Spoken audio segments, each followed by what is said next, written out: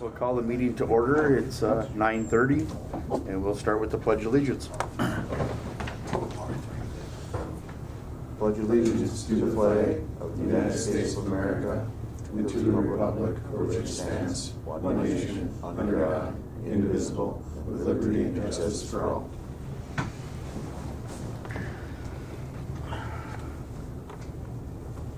Okay, we have the proposed agenda for the KDA meeting. First of all, I'd like to get a motion to approve the agenda. I'll make the motion. I'll second. Okay, we got the first and the second. Any discussion? Colin done? Everybody, everybody's approval? Aye. Aye. Motion carries. Approve the agenda, or approve January 2nd meeting minutes.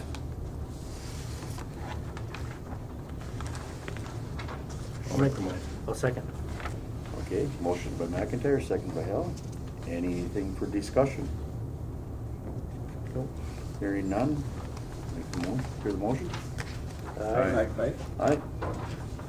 Motion carries. Financial business, except January and March's accounting report.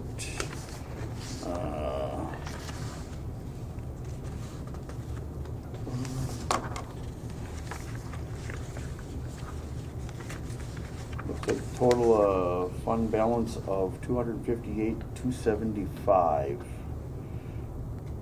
Expenditures were $98,716. I'll make the motion. Okay, motion by Hal, seconded by Second. Commissioner McIntyre.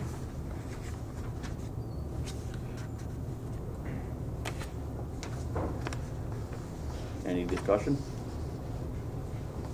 Hearing none, I call for the motion. Aye. Aye. Approved. Accept January, March paid invoice vendors.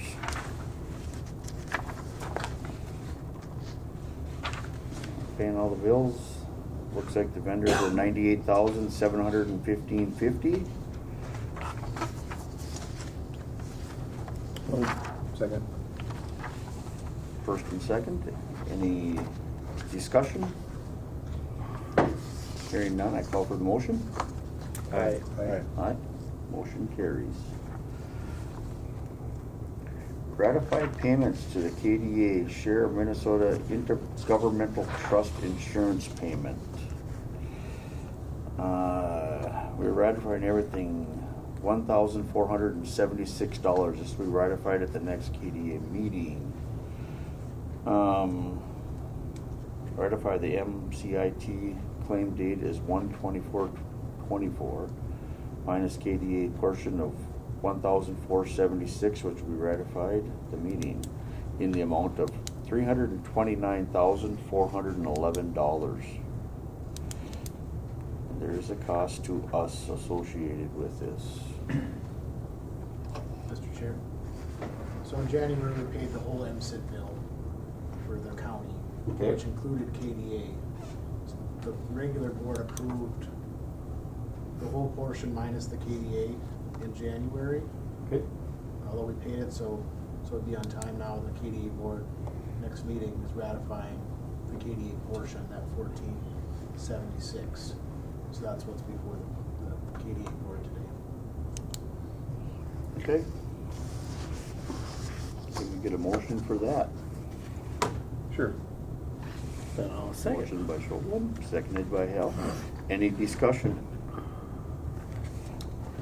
Hearing none? Can we get, Aye. aye, motion carried. Consider a letter of support for the Pledge of Hockey Days in Minnesota. The International Falls Hockey Day Minnesota Committee has requested a letter of support from the county for International Falls to make application to host Hockey Day Minnesota in 27 or 2028. They're also requesting pledges to support this event meeting the goal of $100,000 to make application. KDA Board to consider the letter of support for Hockey Day Minnesota to be hosted in International Falls, and also consider to pledge to this event. Wishes of the board?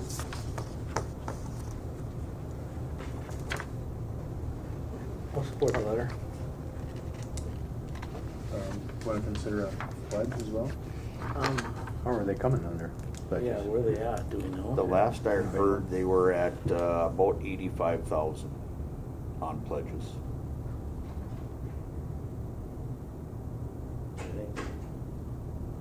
What do you think? For a dollar amount? Or do we have to do Well, it? this is going to be encumbered in 2028, is it? I think it's 28 is their official request date. So we have a lot of time to save up some funds too, so we. Yeah, they got 2027 or 2028 for the date. They have to bid to get it, Yeah. so they're not sure what year they will get it.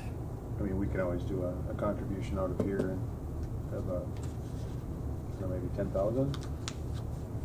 That sound appropriate, or I more or think less? so. For all the people coming in. Yeah, I mean, and there may be some future. I mean, I think it's a requests great thing. to- I think there's an awful lot of hockey history here in International Falls. I just have some concerns at what Hockey Day has morphed into and how much it takes to pull it off. I mean, holy cow. It's a major, major undertaking. Amount of people it brings into the community. That one in War Road was unbelievable about how many people that actually showed up for that, and the community and the support and everything else is huge.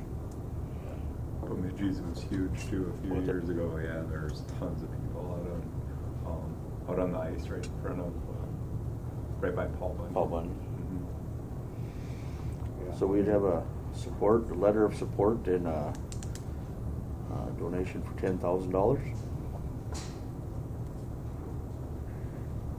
We got a first, do we have a second? I'd second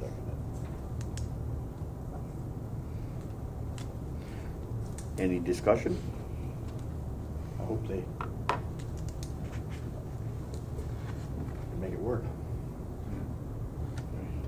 Yeah, it's a lot of work. I mean, the world is dealing with the here and now, really. They're a hotbed of hockey right now. International Falls is in the past, really. I mean, the history here is as good as anybody's history in the state. Right. I think, so. And that's, worthy of being showcased. I think they would have a good chance, I would think. So, yeah, and we could always up the support if we needed to. I agree too. Yeah, I think it's a great idea to support this. And I can't speak for all the hockey moms out there, but I know there's a lot of hockey moms out there and parents and families that are going to be full-fledged and involved with all this, I'm sure. So I think there will be support to help push this along and stuff. So whatever we can do to help, I think, is important too. And I agree. I think it's going to be lots of people in the community and be a good benefit for all the businesses and hotels, motels, restaurants. I mean, I think it'd be an awesome thing to have here, I think, too. So, and there is a lot of history with hockey. In hockey, So, yep, absolutely. Mr. Chair, Yes. you guys okay with the letter as written in the packet? Yes. I might just, if we want it to come from KDA, I might change it to adjacent to use at the bottom there, just from KDA chair. Want me to read the letter? If you want to. Okay, letter is written, Dear Hockey Day, Minnesota. The Cooch County Authority Board is writing this letter of support of the application of International Falls to host Hockey Day of Minnesota. The request of Hockey Day Minnesota Selection Committee chosen International Falls as a host of Hockey Day Minnesota in 2028. International Falls has a rich history of hockey that includes 7 state championships, 19 state tournament appearances, and 21 conference championships. The community is highly dedicated to the sport of hockey and would be honored to host this Achievement Hockey Day Minnesota event. This event would have tremendous economic impact for the International Falls area, bringing the awareness to all the recreational opportunities and amenities that lead to the continued repeat visits. Shed spotlight on the storified International Falls hockey program and provide long memories for all who participate and attend. Additionally, International Falls Cooch County Development Authority authorizes a pledge of $10,000 towards this day in the event. I would move that, Mr. Chair, with the change to the KDA chair, Okay? which is of yourself. They're zeroing in on 2028, looks like. And it says According to that. 2028 in this one, yes. So I'd say it's 2028 that we'd be having The this. information I've seen out there says 28. 28. Yeah. Okay. So we have a first and a second. Good. Yeah, can we hear the sign? Aye. Aye. Motion carries.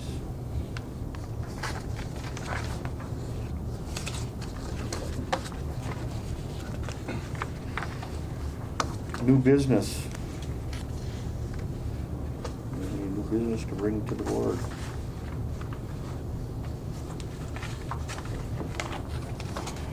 Hearing no new business, any public comment?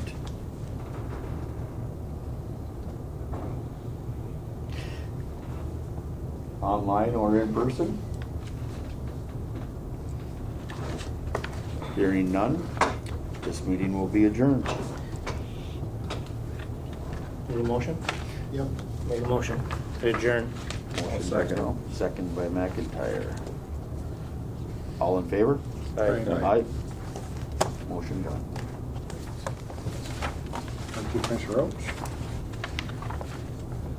Welcome everyone to the Koochiching County Board of Commissioners regular meeting for April 9th, 2024. First up, under county business is to approve the proposed agenda with additions and/or deletions. We have one addition today.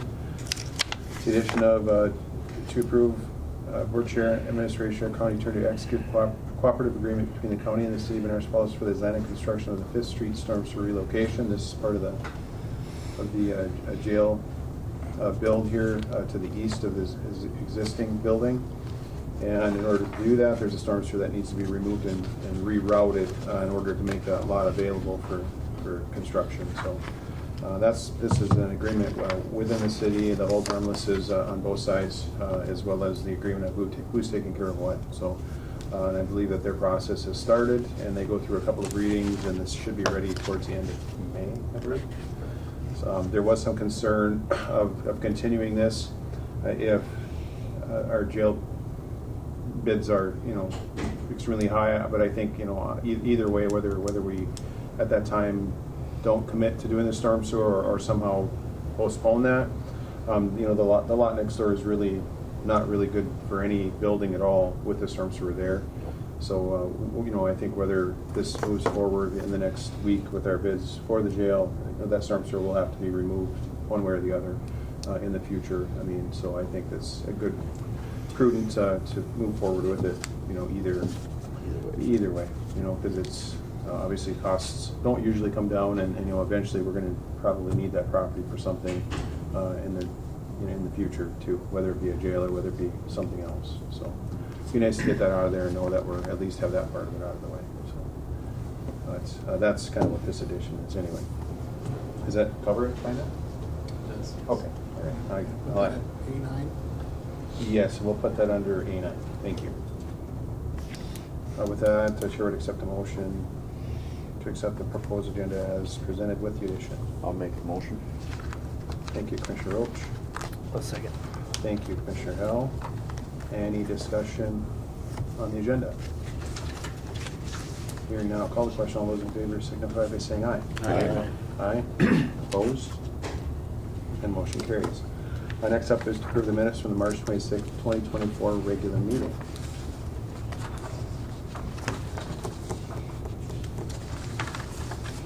I'll make the motion to accept.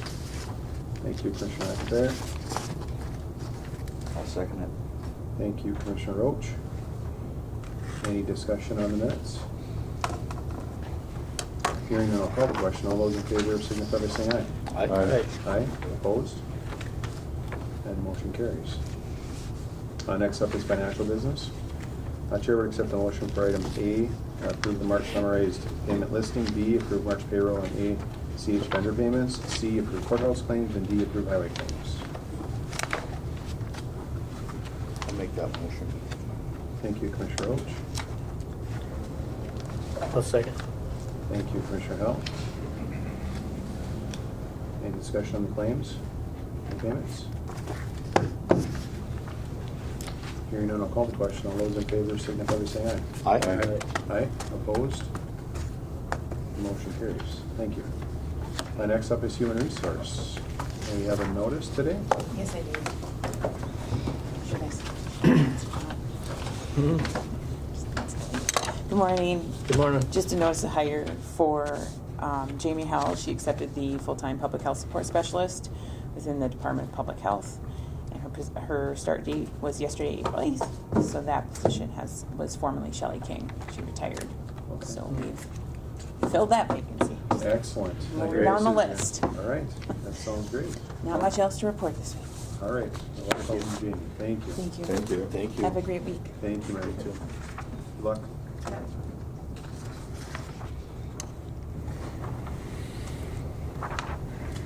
All right, next on the agenda is to adopt the airport resolution for a grant agreement for the mower.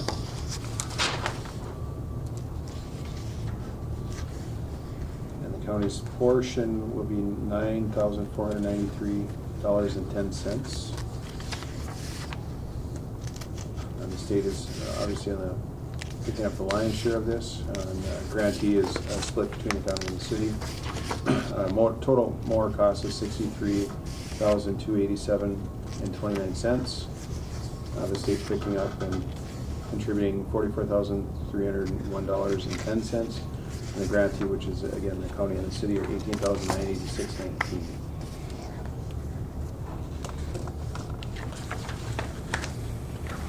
Make the motion. I'll second it. Thank you, Commissioner Hill. Thank you, Commissioner Roach. Any discussion on the mower? Hearing none, I'll call the question. All those in favor signify by saying aye. Aye. Aye. Opposed? Motion carries. Next up is to adopt the airport resolution for grant agreement for air service and marketing. Again, an annual event, I think, on this one.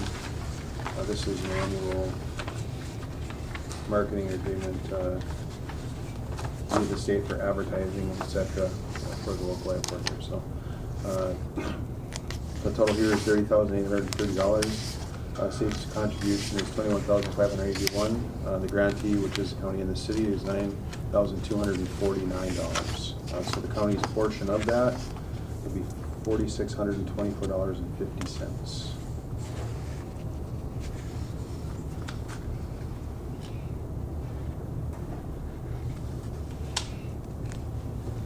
Make the motion. Thank you, Commissioner McIntyre. A second. Thank you, Commissioner Howell. Any discussion on the grant for the marketing? Hearing none, I'll call the question. All those in favor signify by saying aye. Aye. Aye. Opposed? And motion carries. Thank you. Next up, consider adopting a resolution supporting the DNR land purchase. And I'll speak a little bit to this here. We had land purchase between, I think, Mopus and, is it the DNR? Yeah. Pheasants forever. Pheasants Forever, excuse me, on behalf of Pheasants Forever. Let's purchase some property west of town here in around Birchdale area. I don't remember the exact acreage, a couple hundred acres? 309 acres. And then kind of put that back into public use, public land use, so everybody can have access to that. I think it's a great idea, great program. Really appreciate the two entities coming together and working on that and making this possible. And I think this is kind of the first step of a resolution to support that. There is a financial contribution. I think this is a kind of a gift process or something. I don't exactly know all the details of what that process is, but I really support the idea of giving some of that property and getting it back into the public use area there. You know, especially along the river, there's a lot of potential there, and it gets a lot of use now. At certain times of the year, it's extremely busy down there, cars out to the highway, et cetera. And this maybe give a little more opportunity for people to access the river and fishing and recreating and things like that. So certainly would support this here. It's also going to honor legacies of, I think, was it Senator Lassard and Bob Anderson here, the former mayor of International Falls and advocate, city council, et cetera. So a couple of great people there to advocate for our area for many, many years, and still advocating. We're reaping some of the benefits of a lot of their work in the past year too. So certainly appreciate those folks thinking of those two folks. But per consideration today is to adopt a resolution supporting the DNR land purchase. I'll make that motion. I'll second. Thank you, Commissioner Roach. Thank you, Commissioner Howell. Any discussion? Hearing none, I'll call the question. All those in favor signify by saying aye. Aye. Aye, opposed? And motion carries. Next up is to approve a county administrator to go out for RFP for court-appointed attorney flat fee contracts. And I'll let Adam talk about that. He's been working on it for a while here, and just trying to get a contract with a public defender, is that correct? That we can Well, not quite a public defender, but Not quite. when the court determines that someone needs an appointed attorney, the county is responsible for the cost of appointed attorneys, and so there's been a kind of a shift in how the contracts are written across the state for, rather than an hourly expense, more of a flat fee expense annually that we pay them. We talked about this in the last committee of the whole. And I worked with county attorney's office, court administration, Judge Schmoen, and they're on board with this concept.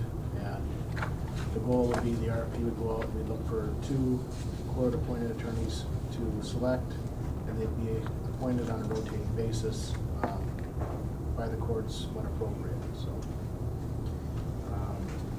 the goal would be to seek requests for proposals for bids for a flat fee with amounts not to exceed $45,000 annually per attorney. And our average cases the last few years have kind of ranged from 64 to 75 cases for these court-appointed attorneys pieces. So we would send this out. We would ask for the RFPs to be back by May 24th for review. And then our goal would be to enter into contracts with attorneys by July 1st. This is a 3-year, looks like a 3-year contract? Correct.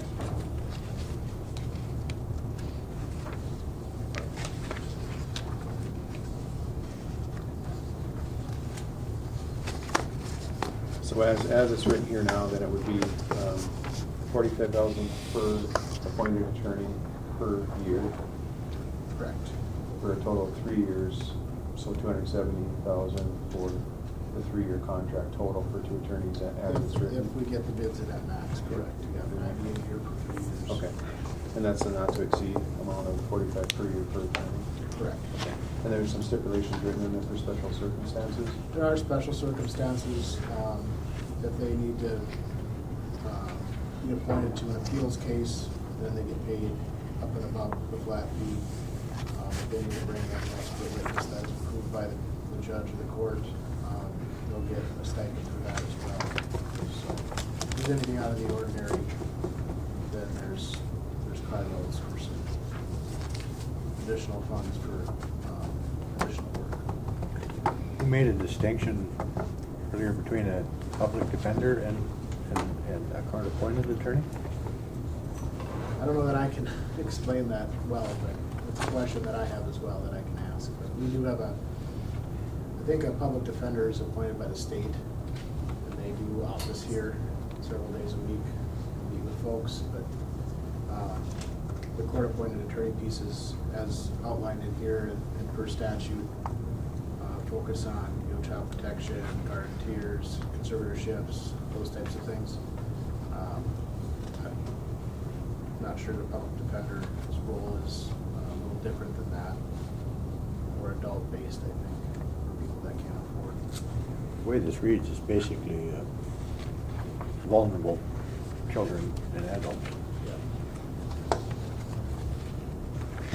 I probably could get a better explanation for the reasoning, but And this is just for the RFPs, the initial start of RFPs, and it'll get sent out and we'll receive whatever bids from I whomever. bring it back to the board for final contract approval. Okay. Public defender fees, responsibility of the county or the state? Not ours. Not ours. I believe it's the state.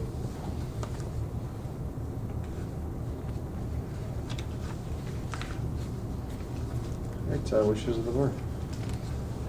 I'll make the motion. That's second. Thank you, Commissioner Roach. Thank you, Commissioner Erickson. Any discussion? Hearing none, I'll call the question. All those in favor signify by saying aye. Aye. Aye, opposed? And motion carries. Thank you. Next up is our addition here. Is to approve board chair administration of Grant County Attorney to execute a cooperative agreement between the county and the city of International Falls for the design and construction of Fifth Street storm sewer relocation. Again, that's part of the relocation is to accommodate the jail building adjacent to this building here to the east. And get that storm sewer moved out to Fifth Street. It runs north and south here now, and we're going to run it to east and west is the plan here to get it off the 7th Avenue right-of-way property here in order to construct the new facility next door here. This is an agreement that's been kind of vetted through attorneys and yourself and city folks as well. Correct. And sounds like we're all good to go with it.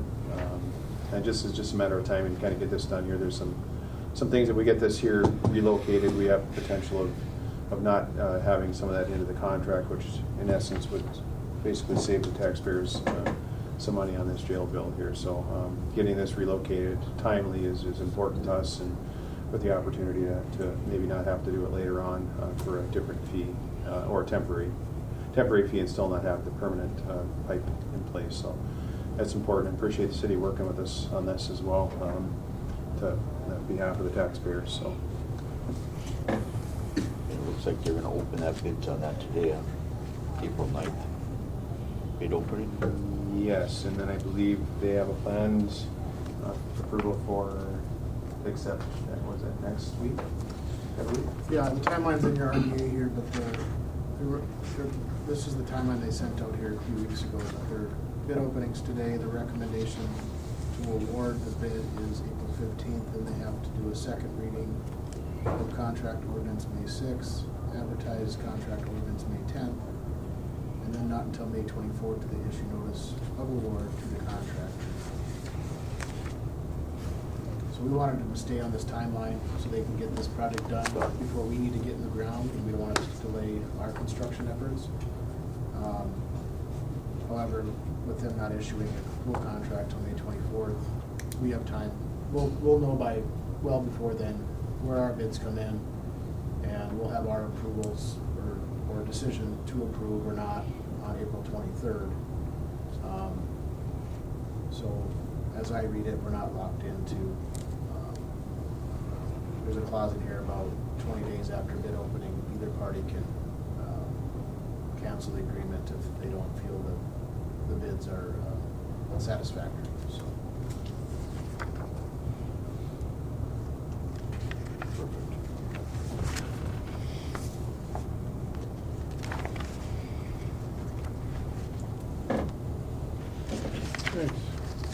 Chair would accept a motion to consider approval of this. I'll second it. Thank you, Commissioner Hill. Thank you, Commissioner Roach. Any discussion on this? Questions? Hearing none, I'll call the question. All those in favor signify by saying aye. Aye.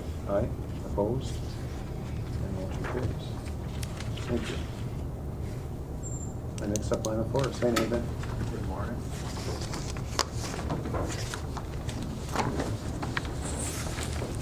Tis the season. Yeah. So this is seeking board chair's signature to publish the annual noxious, general notice to control noxious weeds. So this is something that we have to do by May 15th every year. So we'll put this in the Gazette and the Bear Country Chronicles. So.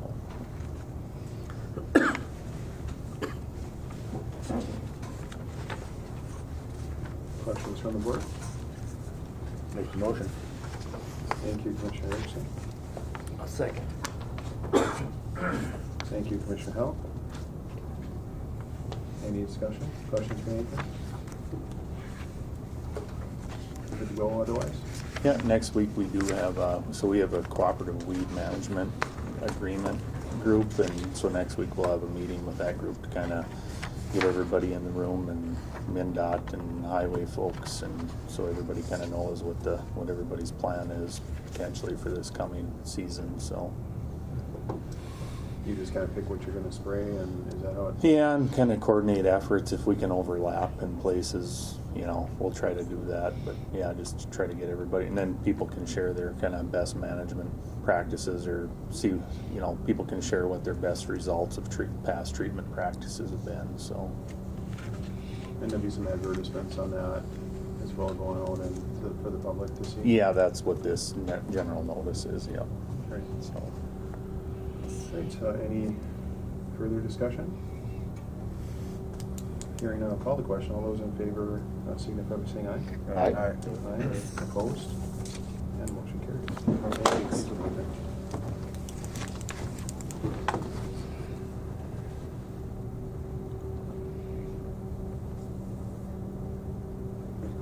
Thank you. Thank you. Thank you.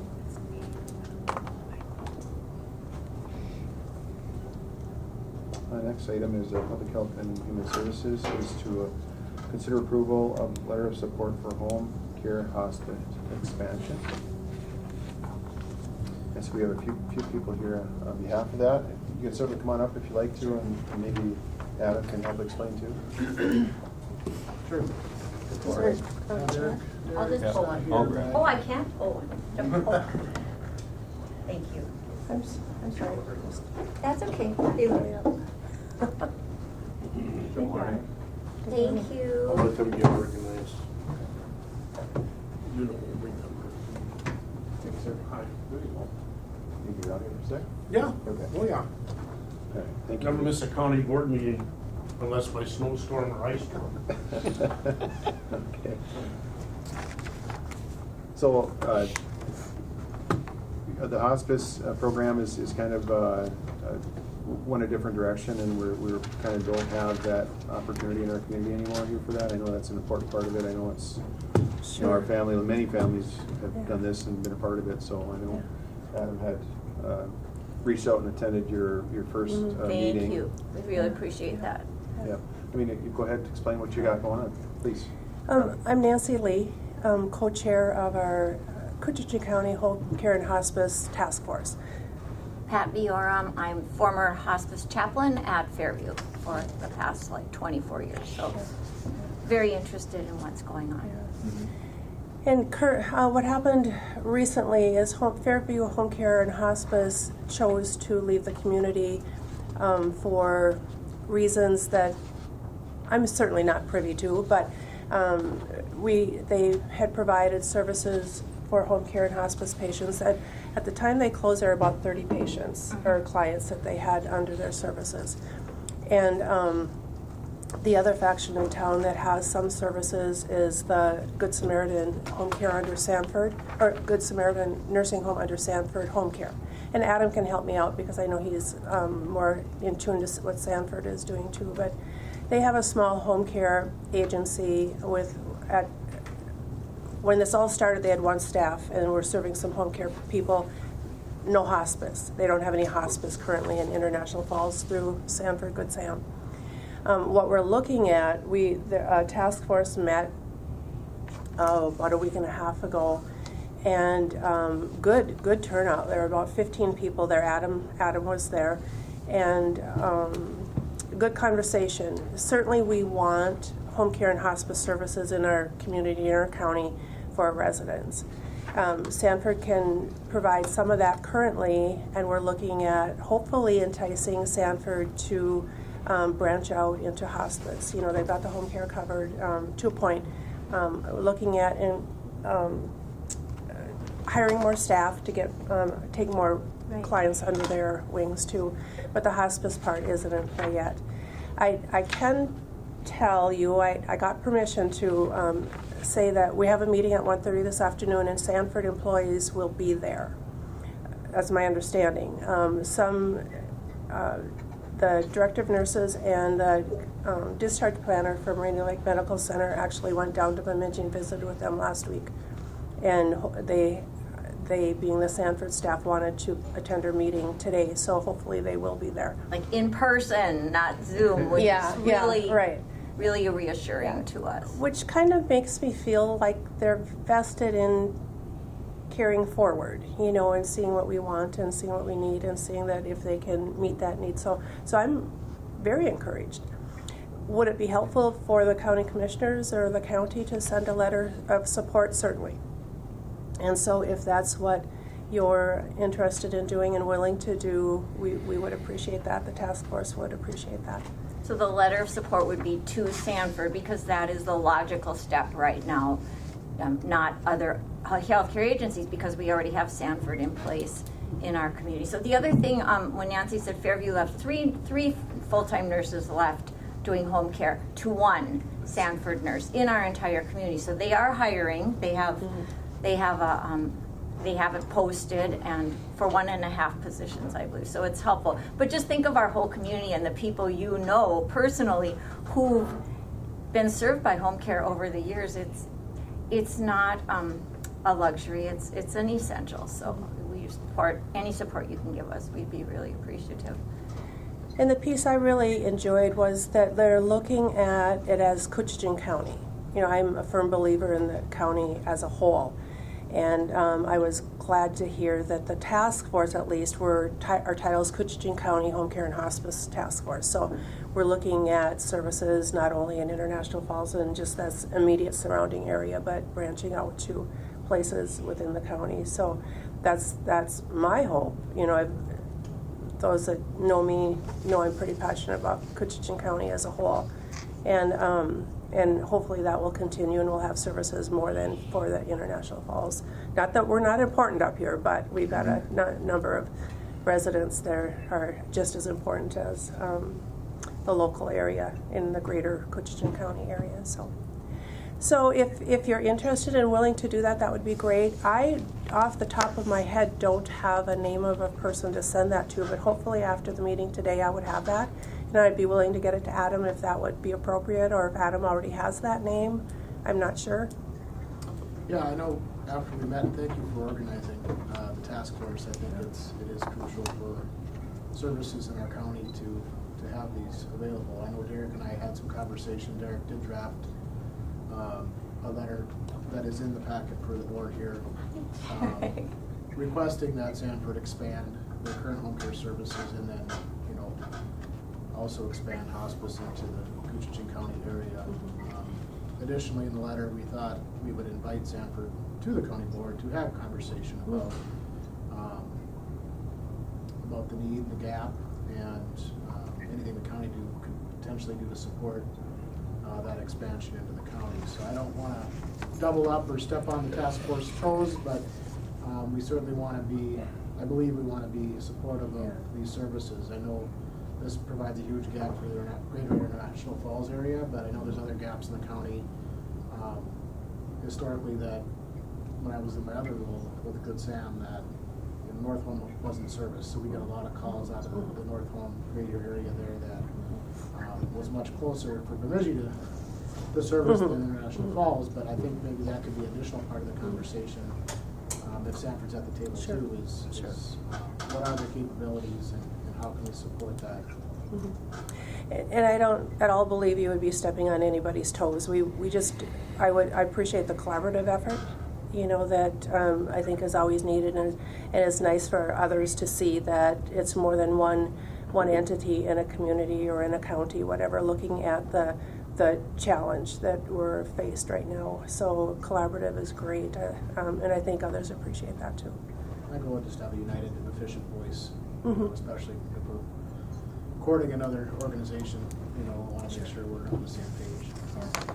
And Yeah. just for some background to the commissioners, I know starting a home care agency just doesn't happen like opening, maybe a business. It takes a lot of money and a lot of time to get Medicare certified, and hospice is a whole other separate certification. So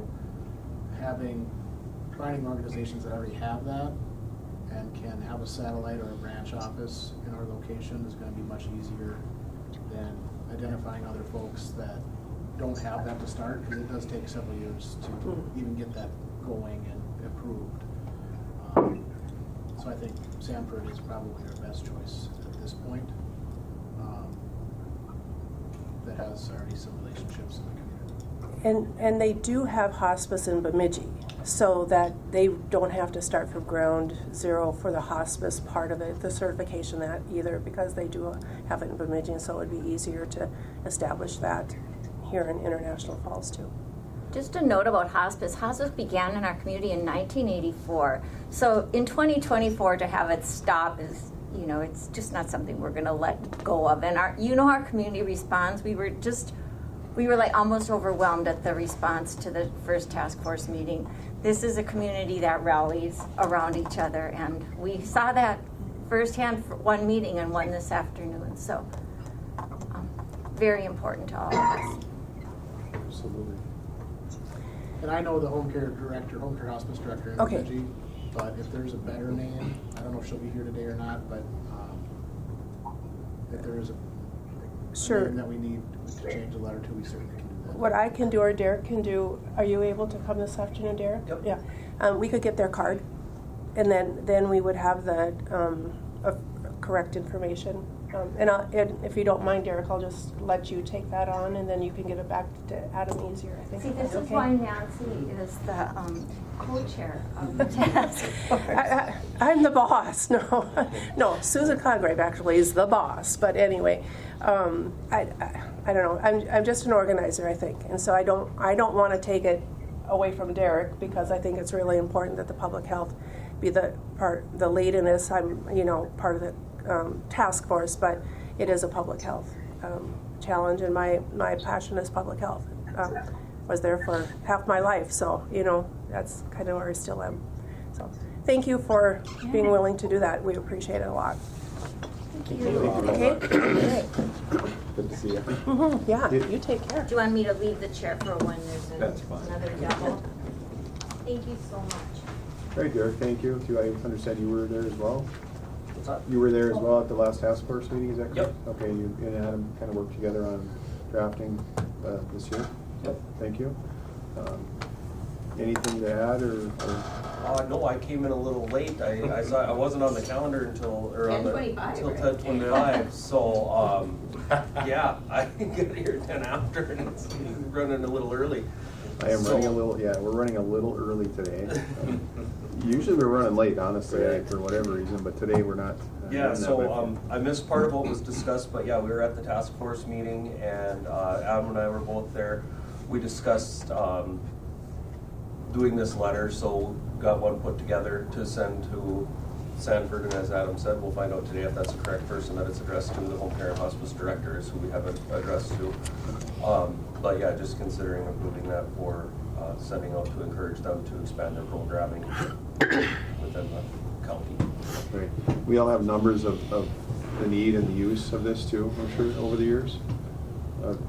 Not that I could rattle off to you. Numbers. No, just for future information. Yes. Okay. Mhm. Right. Polly Hebig, who is the now no longer branch chair from Fairview, has all of that information, and she's part of our task force as well. So if Okay. anything we need to get to Derek, that would be more accurate to ask Polly. We'll certainly appreciate you heading this up too. It is extremely important to have this in our community. So. If I might ask, could you CC the letter, a copy of the letter to Susan, or as chair of the task force, if that's appropriate? Then it's kind of nice to have the entities. Then we'll have all of our. The information, yeah, that'd be great if it could happen. Great. Thank you. Thank you. Thank you very much. Thanks. Wishes of the board. I'll make a motion. I'll second it. Thank you, Commissioner Roach. Thank you, Commissioner Hill. Any discussion? Hearing none, I'll call the question. All those in favor signify by saying aye. Aye. Aye. Opposed? And motion carries. Thank you.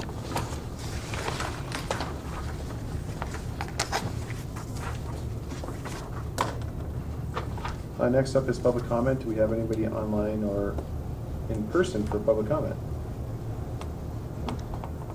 You want to put me on the stand there, Mr. Chair? We sure can. How you doing, sir? Good, good.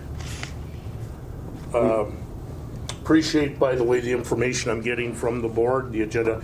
I'm Pete Mikowski. I work for Senator Tina Smith. All new faces here. I've been a while since I've been up here. I think every day I've wanted to come up here. We've gotten a snowstorm or ice conditions or something. I believe I joined you earlier this year on a Zoom call. I cover 5 counties, Koochiching being one, northern St. Louis, Cass, Hubbard, and Itasca.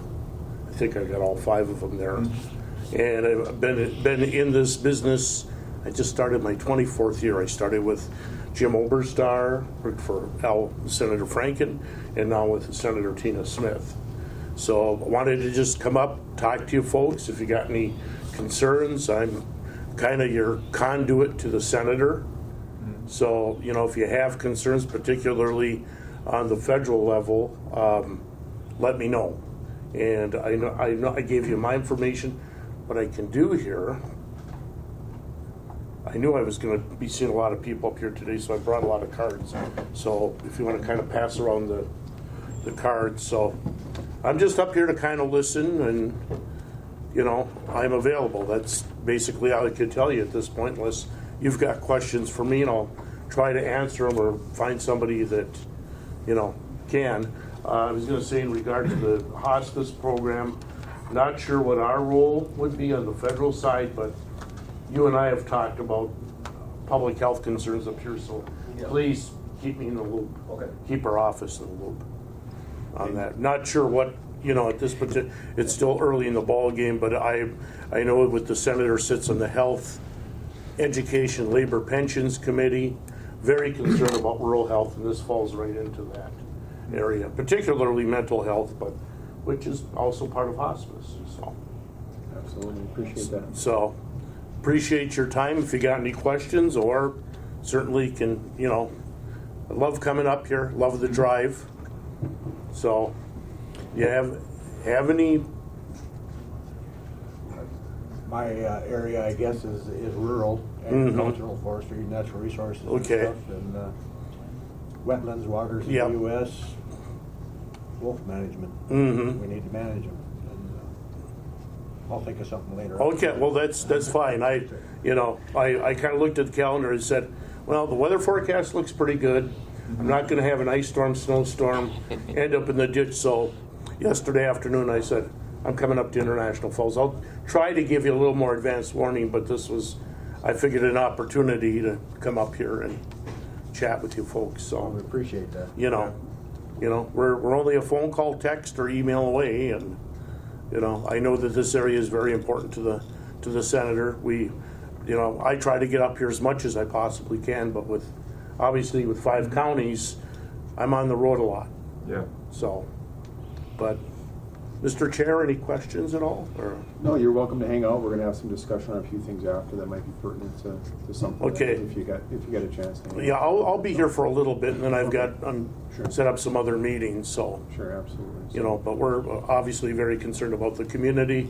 I've been tracking it for 20-some years, so.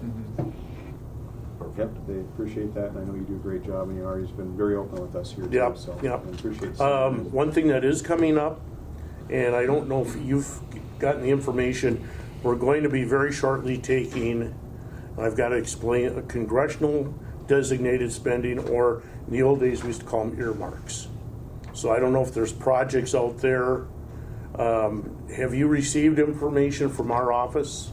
I think there was a preliminary email. Right, That said, hey, here was what it looked like last time. yep. We don't know that there's gonna be a lot of change, but You got the, I believe, from our office, an application from last year, what it looked like as a guide, and then a list of the, I'm gonna call them programs and, Right. okay, so you did get that, well, then we're already, I don't know when we're gonna have the new, what we call guidance, how much it will change. I will tell you, and I will warn you, kind of, is that when we start taking requests for proposals, it's going to be a very short turnaround time. And I'm gonna guess, don't hold me to this, but like 10 days, 2 weeks. We last year got 650 requests for funding. We submit them all. There's like 12 Senate subcommittees that cover various areas. You probably saw that list of some of what they cover, and they're the ones that make the decisions. And we had 650 some requests last year. I anticipate every year more, so, and these range from everything from sewer and water projects to construction projects, child care, opera, you name it, we get everything. So, and, but I'm glad to hear you got the information, but just a heads up, when you get that notice that we'll be coordinating with Senator Klobuchar's office. We work together in tandem on that. So if you get one from us, one from Senator Klobuchar is not far behind, might even probably arrive the same day. So just heads up. And Senator Smith had a roundtable in Black Duck, and Mr. Mikowski and his Yeah. counterpart were there, and I was there, and Mayor Groba was there. But it was a lot of good information given, a lot of similar information all the way across northern Minnesota, all the counties. And so hopefully something will get done. Well, we're watching what the Minnesota, without getting into their area, we're watching to see what the Minnesota legislature does. As I mentioned at the meeting up in Black Duck, and we're having our last meeting today in New Richmond. We held 4 of them, Hibbing, Black Duck, Barnesville, and New Richmond today. My colleague down there is hosting a meeting, and it's all across the country. There's a lack of volunteers, there's a lack of money, not enough money for equipment. We have things to straighten out and work on with Medicare, but the state also has some areas. So we're hoping between the state and the local services and the feds, we can start calling attention to it. And it is a crisis, and particularly, you heard at the meeting, some of these areas served by ambulances are, the size of Connecticut, Rhode Island? Yeah. 1,300 square miles. I think this is one of the largest service areas. Yeah, this is, I think International Falls, there were a couple toward the west, Lake of the Woods and over in that area, were like 1,300 miles. I think the falls is 900. 900. Yeah, 30, something, and so you'll get an ambulance. The question is how long is it going to take? And what kind of shape are you going to be in when it gets there? So, and it's a huge, complex system. It isn't just an ambulance. It's first responders, law enforcement. Well, healthcare in general. We see. Well, rural healthcare in particular. We've had a proposal, or the local hospitals got a proposal to build a new facility. Yep. But they don't deliver babies in Koochiching. Well, that's a basic service. And that is. And I was up here when that discussion was taking place. Actually, Senator Smith herself was up here and met with the hospital at that time, a couple of years ago now. So it is.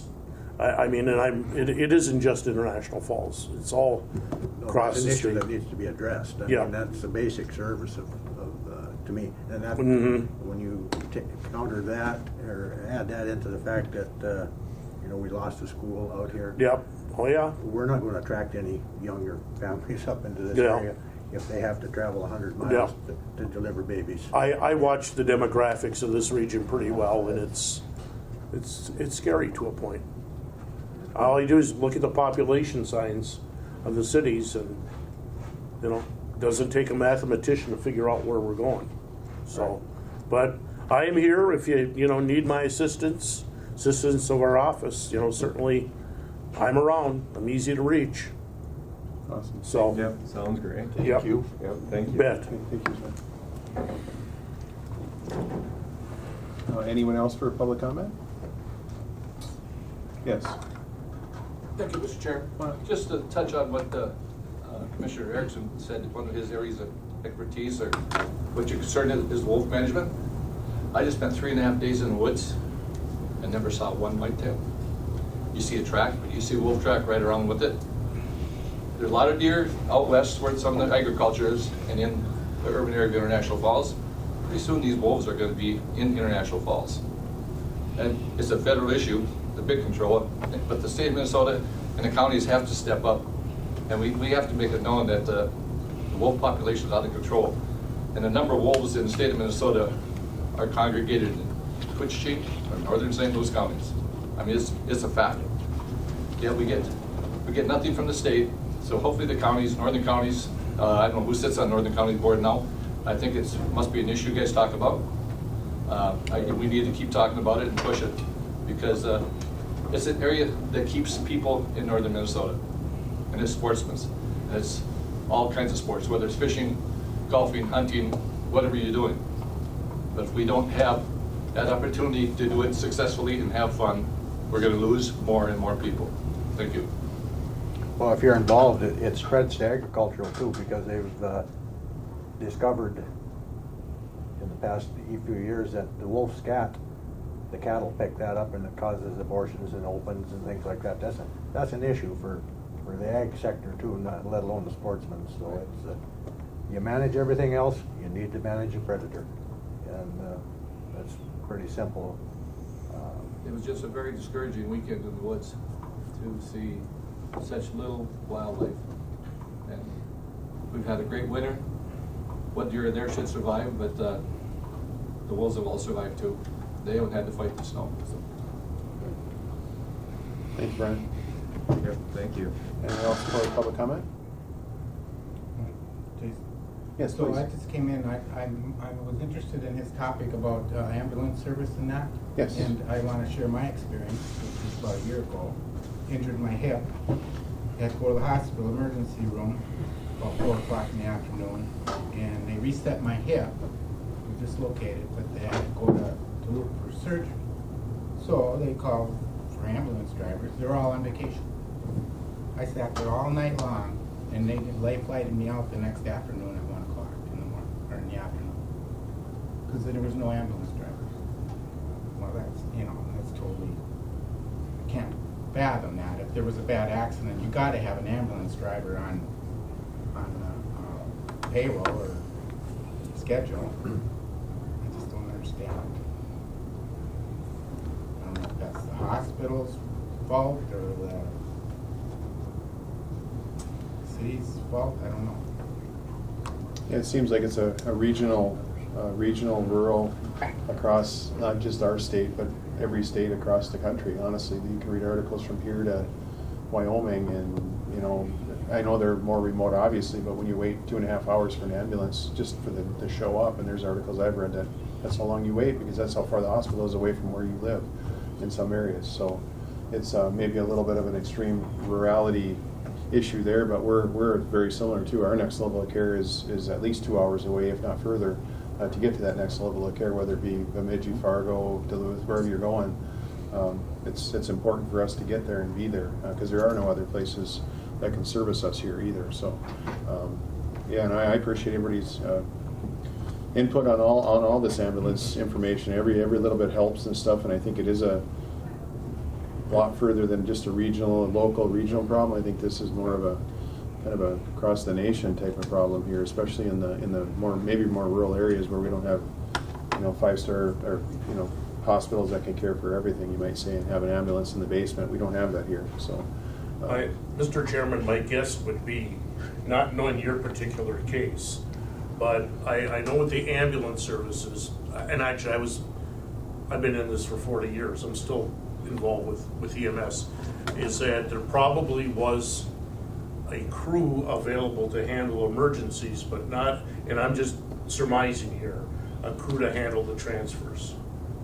Most of the ambulance services will try to keep a duty crew at their ambulance station or in their community to handle the emergencies. When we held the hearing up in Black Duck, we invited a number of folks from ambulance services, and I don't know if it came up at all, Commissioner Erickson, but it was one of the services could not attend because they didn't have enough personnel to cover for emergencies. And at Little Fork, they were juggling schedules so one of their members could attend the meeting that you were at. So that would be, not knowing your particular situation, but I do know with ambulance and on weekends or on holidays like the fishing opener and deer hunting, to keep what we call a transfer crew, to take a transfer is difficult. Right. And that might have been the case in your situation. I threatened the surgeon. Yeah, but that's, drive myself and he wouldn't let me. but but I've seen it.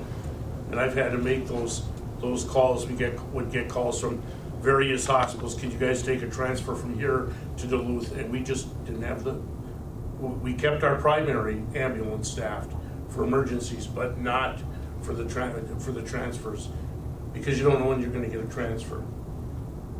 But you can't empty the hall on a transfer either. I mean, if there's an emergency call, now where's the ambulance gonna come from? Right.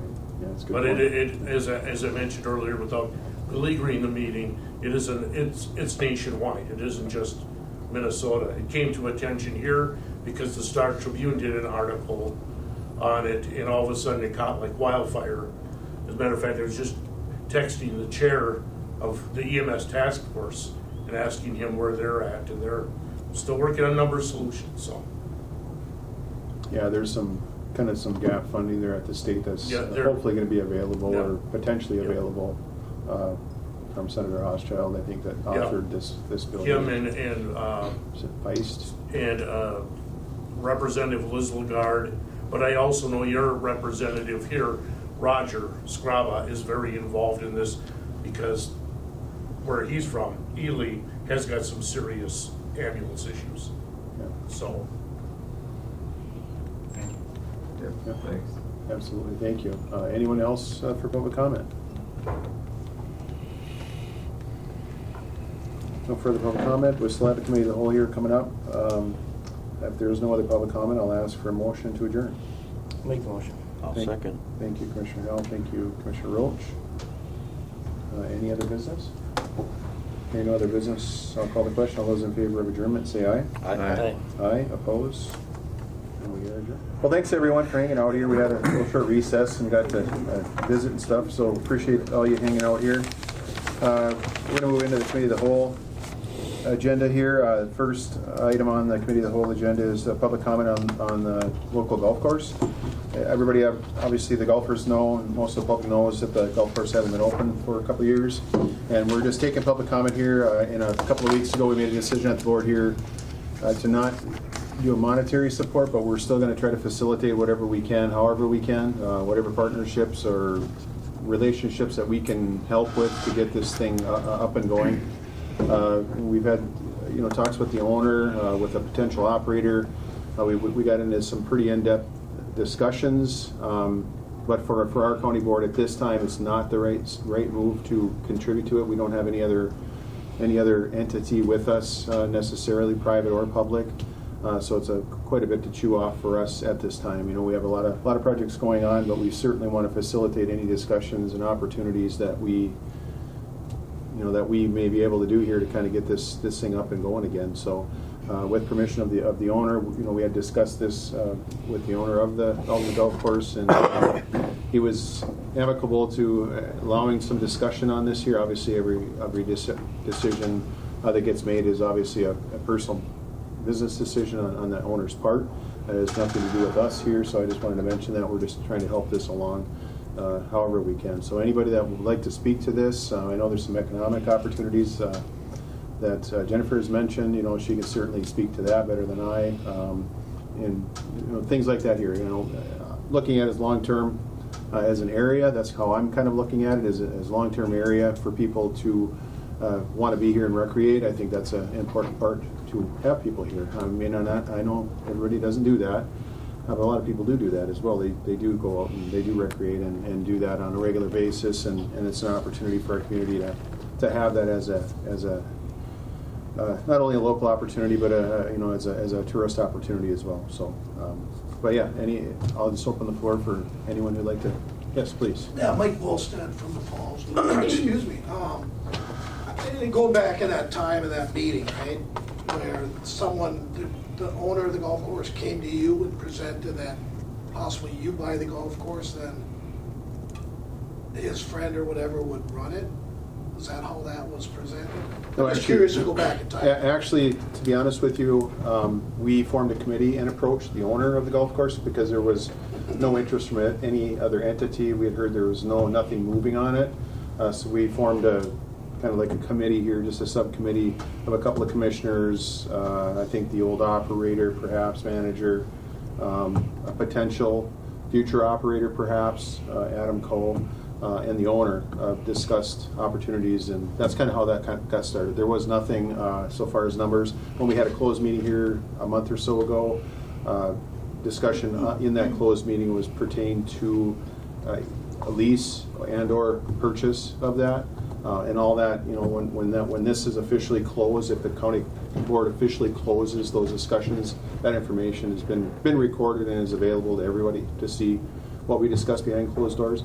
It was basically a negotiation of a direction. At that point, we really didn't even get into numbers or costs or lease numbers at all. We kind of, at that moment, we discussed even moving forward with it before we got off into the weeds of discussing funding. And at that time, this board decided that wasn't the proper direction, at least for now. With a lot of the things that we have going on and some of the financial strains that we do have, I understand that. I'd love to see something happen with that, but not maybe at a public level at this time. And if we can, like I say, publicly support it, if we had partnerships from many different entities, that might be a possibility that we could support something. But for ourselves to solely support it, we won't have support here at this board. So you approached him? Yes. Well, thank you for that. Yes. Appreciate Jason?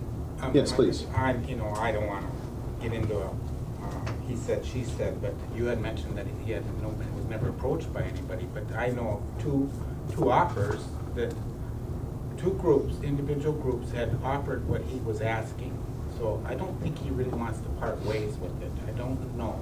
And I'm talking about the owner And I don't know about that, honestly. That I never discussed that with the ownership. What we discussed in our group was how to make this a viable deal. We actually discussed a lease.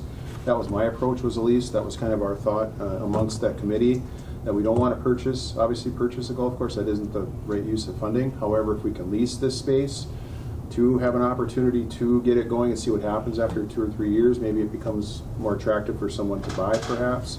You get it up and running, you make a go of it, you have some services, and you have some things going on out there for, food and bev, and you actually have an open course, and more open than not, you might say, and just that's kind of the approach that at least our committee had at that time. And we didn't get into any discussions of who was doing what prior to that. And personally, I don't really care about that, honestly. I was really focused on, if we could have a lease arrangement or some type of a lease agreement with the owner, and then get into, for lack of a better word, having an operator, because I'm not a golf course manager by any stretch. I don't know the first thing about a lot of that. I don't even know how to putt. So I'm not very good at that either, but it's still a lot of fun, and but at the same time, in all seriousness, we really were trying to make it a break-even situation too, and it has to be attractive to an operator. Otherwise, an operator isn't going to want to be involved in it either. So, and I won't speak for that operator. And I know Jennifer here has done lots of catering in the community, hosted lots of events out at that course over the years, and and talking with her briefly, that's a it's a source of revenue for herself and her family. It's a huge loss for me. I probably do maybe 2 events a month all through the summer, actually through October usually. So it's a huge loss, and then also the golf scrambles. So I'm trying to figure out any way to try to get it, and plus, huge fundraisers for the golf scrambles and whatnot. Purple Pride. Yep, the Purple Pride, Green and Lake then like Medical Hospital. Center, all those, so. But what I see an opportunity in the county, right now, the equipment is shot. So it was like several months after the golf course never opened. Golfers were saying, hey, somebody's got to get out there and mow the greens, mow the fairways before it turns into the course over by the rendezvous there, the old course there. You know, it wasn't long and the Poppos took over. But the county has an opportunity to offer assistance with some startup of it to get that chopped down again. They have the equipment. Yep. Well, we discussed that potential of all of that. Actually, we went into the weeds, so to speak, on a lot of how this could work and you know, the costs and stuff. We had general overhead costs of all this too. But it's fairly expensive to do that, whether you hire it or whether the county does it or whether it's a combination of both. You know, there has to be a lot of cooperation. If you're taking it from here within the county forces, well, then you're taking stuff away from the public forces in other areas too. So if they're spending time there for a week or two to do that, you know, that would be probably more palatable for us to probably do than it would be a financial burden at this time. But that had been discussed too, and the equipment was a consideration, and in some of our preliminary numbers, the equipment was kind of factored in, you might say, for rental of this equipment, rental of the rough mowers and the green mowers and who's got to do what and fertilizer costs, you know, all that kind of stuff, generally speaking, not specific, you know, receipts or nothing, but all that stuff was kind of discussed at our committee meetings and stuff and vetted.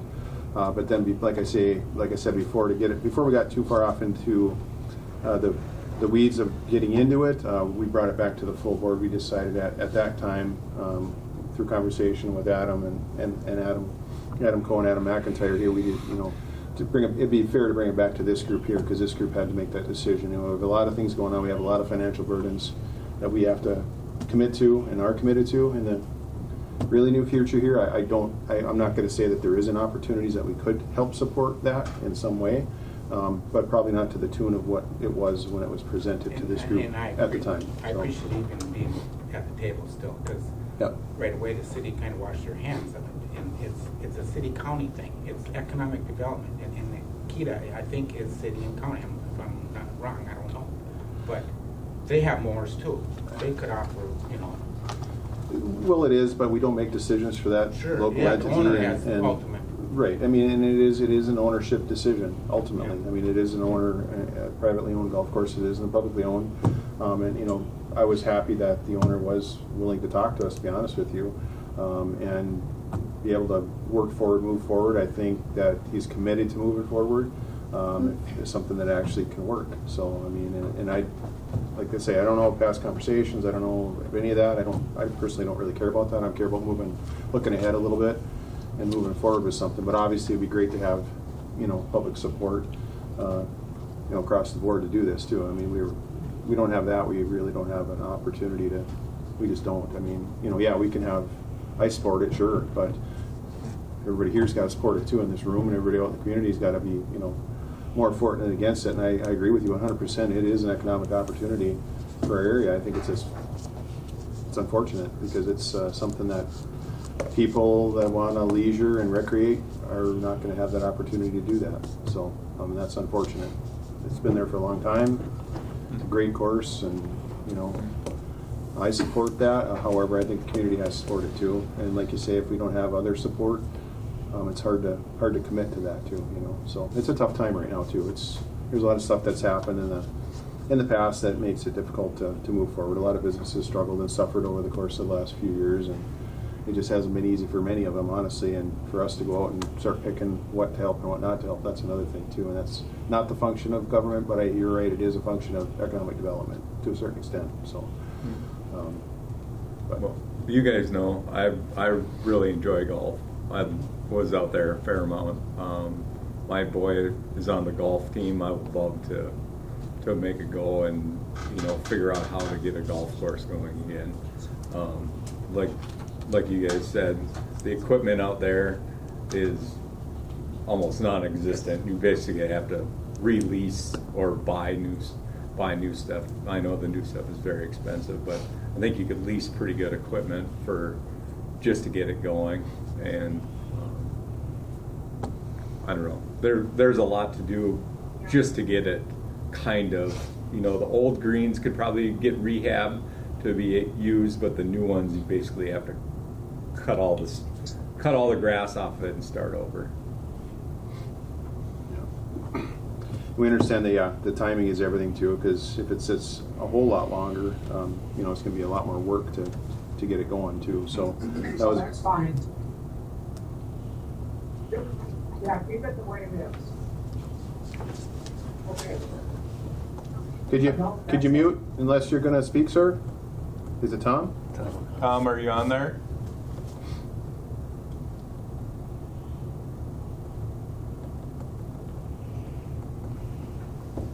Anyway, anyone else? Yes, please. Thank you, Commissioner. Ryan McBride. Man, I sat at that table for 12 years, so I understand the issues and everything that goes through with this type of deal. But I've just counted, there's over 20 public-owned golf courses within probably 140 miles of this area in Minnesota. Granted, they're mostly city-owned.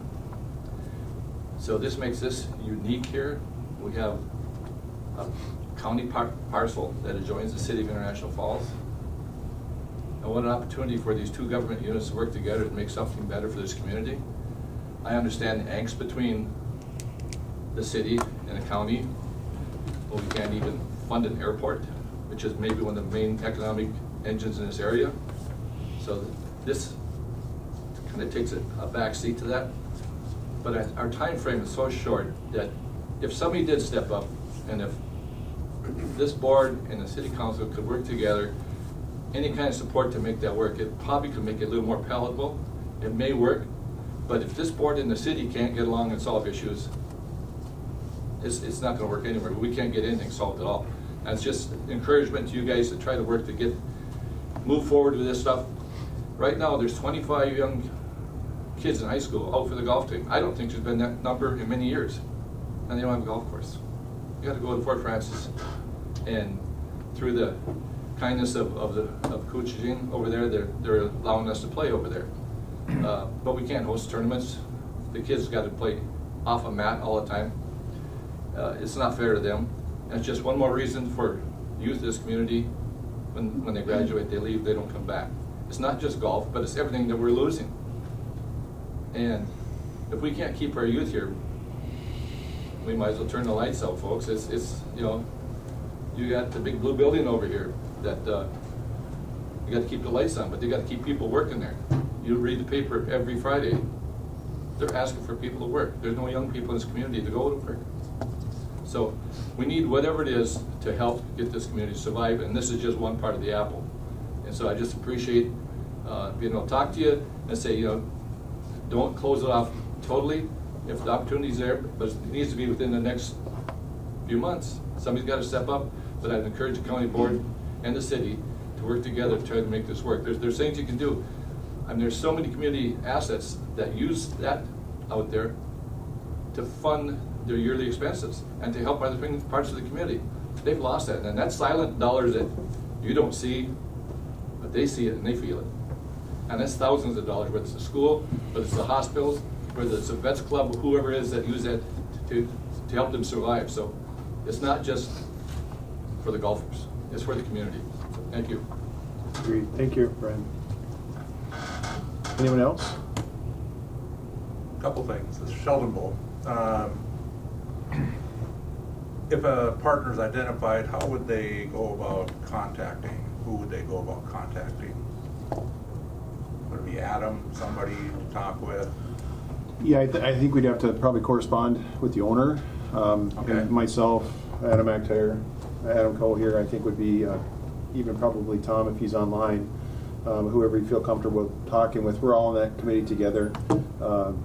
You know, we've been very open and very transparent about our conversations within that committee, and you know, there's been a lot of support for help getting things going too within that committee. You know, from say Tom, you know, kind of having the expertise of, you know, being able to say that he's done that before, whereas give us a little comfort in the numbers and price. But I think the best person to probably correspond with a point person would be the administrator, county administrator, to do that, and we can set up. It'll kind of filter through that, and then kind of vet it through the owner, and if we can help facilitate those discussions, we will. So I mean, that's, I think that what we need to do, and if an owner walks in and has an idea of doing something, I know we have kind of some of that stuff set up. We've talked with a potential operator on how this could work for them. We've talked about how that profit margin would work for them, what they would need to kind of make a go of it. I think they've already thought about that a little bit too. So there's some stuff that's already happened that has already been discussed. So a lot of the vetting's been done as to how this could work. I think so. I mean, of course, it just depends on the business model. Yep. I mean, if the business model, wants to go this direction, buy instead of lease, or release instead of buy, then that changes things a bit too. Maybe there's a long term. We had a 3-year plan type thing going, where we could literally cut ties in 3 years and walk away within that lease. We also had obviously outs that we could, if we couldn't afford it or wasn't working, we can obviously walk away too with whatever 90 days notice or whatever it was. So that's kind of some of the stuff that we had in our preliminary lease, which never got approved. It's still in draft form, honestly. Really didn't even make it to the next step for us. But at the same time, we did discuss it too. So, and then to build off what Brian had said, is there a way to get the county and city talking? Yeah, there is a way. We should facilitate. We're at a public meeting right now. This is an open public meeting. Anybody's invited. Here we are. We're discussing this. It's on the agenda. It's been on the agenda. Everyone in the community that are elected or otherwise have that same agenda that everybody else gets that I get. So it's all the same public information that we're discussing here right now, and I welcome anyone to help this move along too. So I think that's part of the issue there. I mean, we can do written invitations, I suppose. And I think to a certain extent, some of that stuff does take a back seat to some of the other things that are pertinent. I think if we get a couple of those things behind us, that might help. We're working on getting those things behind us, but it takes time. Anybody that's been involved with this knows that it takes time. It doesn't happen overnight, and there's certain procedures you have to do in order to get this right. We don't want to do it wrong. And I'm not talking about this here in particular, but other issues that we can put behind us that help that relationship to move forward. So, and that's happening, right now as we, as we're working through this. I'm hoping that would happen. So, but no promises and guarantees, obviously. But I think you should talk to your city representatives too, and try to fill them in on what you'd like to see happen. And we are one there, and one there. Yeah. Well, and the people from the city also. I understand. I mean, when you have conversations like this, I think it also needs to be brought to City Hall in their public meeting, and get city councilors' comments too. So, and I understand it's a tough deal with the county sitting here. Counties don't run golf courses; they don't really do that. But you can be a partnership. These 20 courses, they're all viable. They're owned by municipalities, whether it's a city or whatever, municipality or county. It's the same type of government. You live off your tax dollars and you manage, and that's what they do. And they're all viable.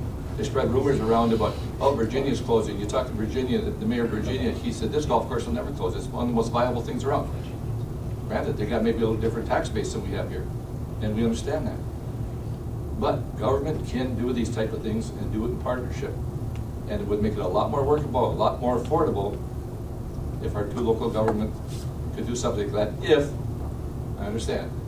If a private person stepped forward, and then you'd be willing to help. And I'm sure there are lots of members that used to play golf, and there's a lot of groups in this community that would step forward to help with this. So that just needs to be put out, that this is not something that the counties can take on alone, or the city.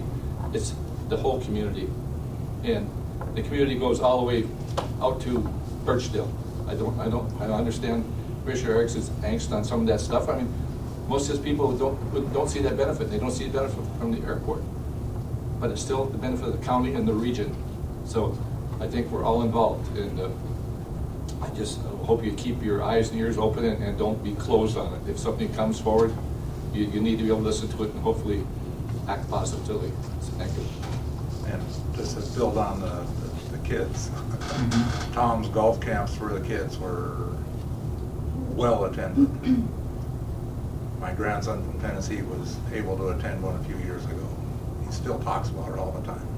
And Tom told me to do this when we go out. And getting the young kids something else to do. I don't disagree that the golf course is Yes, an asset and that exactly. there should be one here. It's And that's it's what how, I should. yeah. And I know, without having numbers, that there are people in International Falls that could write the check for the place right now and run it. Where are they? They don't know the I've price. understood that it's tried and nobody has signed an agreement. Well, there's a reason they haven't signed an agreement. And I don't know what it is, but I know there has to be a reason, right? Nobody really knows what the price is. I'm not diving into It's something that nobody confusing knows. part of it. That- Yeah, but I agree too. I played golf.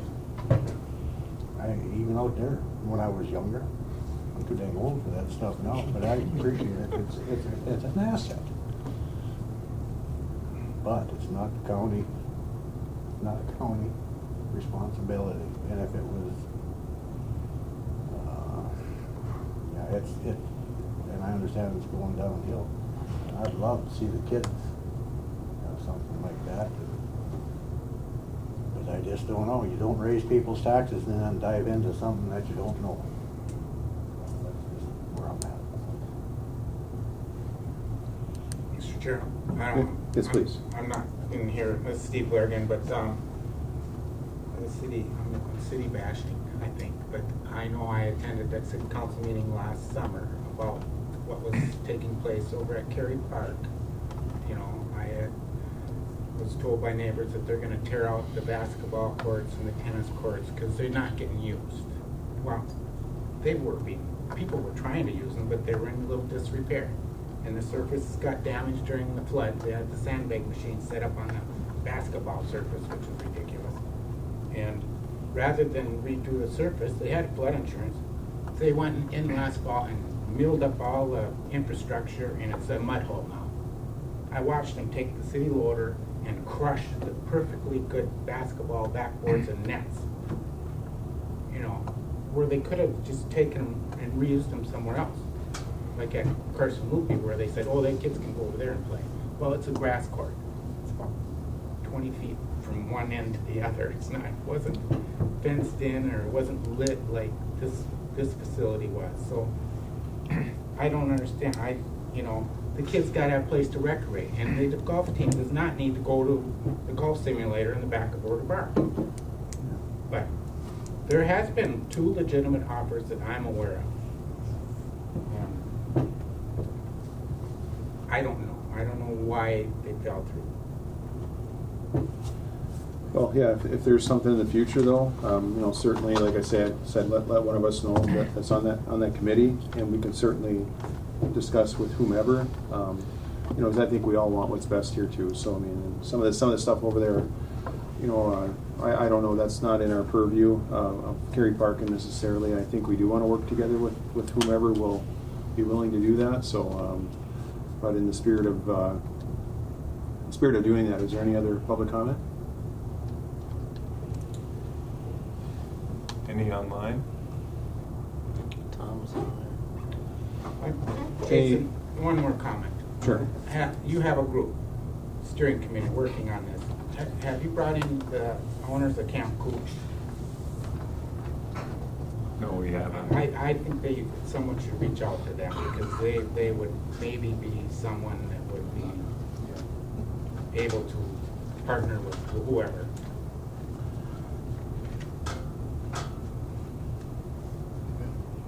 Well, that's what we're looking for is interested partners. So we'll certainly talk to whomever wants to be an interested partner, and hopefully we can get something moving forward. So anybody online for public comment?